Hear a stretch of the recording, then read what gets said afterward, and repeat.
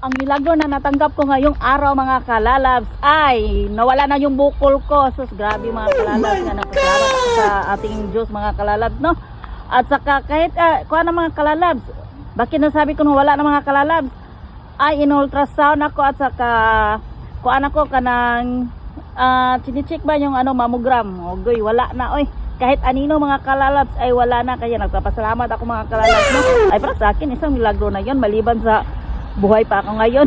Nakagising pa everyday agoy. Di ba mga kalalabs, kaya sobrang saya ko. Kayo dyan na may mga bukol dyan, ay huwag kayong mawalan ng pag-asa. Basta kuha lang mga kalalabs, may gawin din kayo, no? Siyempre may bawal din kayong kainin. At saka yung mga kuan mga kalalabs ay ako nag-herbs lang ako ba everyday talaga yung mga kalalabs, umaga at saka gabi. Sus, nawala na mga kalalabs, pero hindi yan madali. Dapat arawin mo.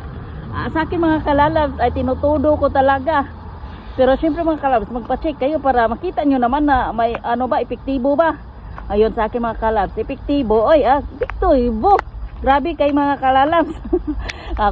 Kung gusto nyo malaman kung ano yung ginagawa ko para mawala yung bukol ko mga kalalabs, ay simple lang taga mga kalalabs, pero siya, matyaga siya, pero ay sus, epektibo kayo. Kaya kung gusto nyo malaman, mag-comment lang kayo mga kalalabs, no?